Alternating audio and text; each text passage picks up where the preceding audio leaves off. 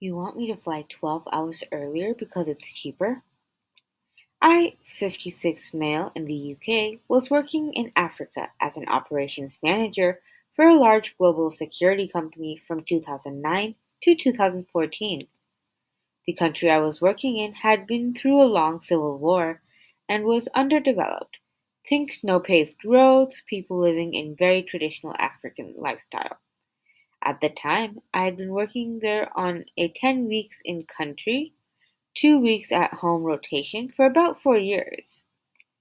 I'd flown to and from work so often that I had the journey down to the bare minimum travel time, and it worked out the cheapest option for the company because travel days were paid from when I left home. The shorter my journey, the cheaper it was for the company. Someone in the head office had looked at cutting down on travel costs, probably to make themselves look good and get promoted. As a result, I got an email after a week at home saying that they had changed my normal flight, which was at 5 p.m. on Sunday, from my nearest UK hotel via Amsterdam, then on to Nairobi, connecting with a 9 a.m. flight to the war torn country on Monday morning. The change was from the from a 5 p.m. departure to a 5 a.m. departure for the same day, same route, saving about 80 pounds. To clarify, the 9 a.m. flight from Nairobi was the first flight to war-torn country because the destination airport was the only surfaced runway in the country. It had no runway lights or radar, so all flights had to be in daylight. Anyway, I agreed to the flight time change, but they had to move it to the Monday, so I didn't lose a day at home. Although become clear, they agreed because still saved $80 on the ticket, no skin off their nose.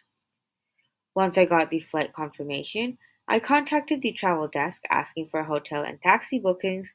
When they asked why I needed these, I explained that to make a 5 a.m. departure required a check-in at 3 a.m., so I needed a hotel at the airport on Sunday night because no trains were running to get me the 3 hours to the airport from home for that time in the morning.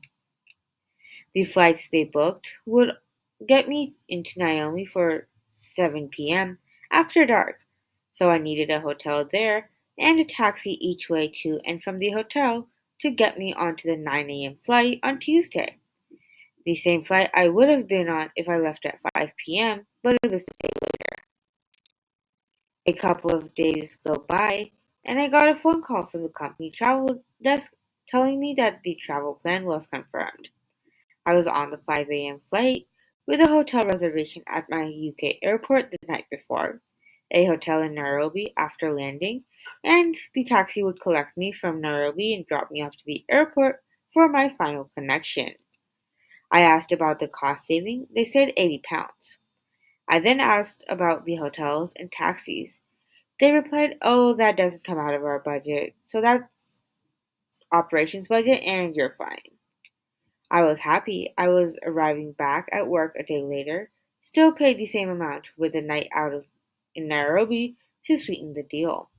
My boss, on the other hand, went nuts. Nobody told him of the changes. My deputy flew out on a plane that I flew on, meaning I didn't get a handover of the work that was going on. On top of that, the cost for hotels, taxis, and the extra day's pay had all come out of my boss's operational budget. I think the total amount added was about £1,000, but hey, they saved £80 on the flight cost.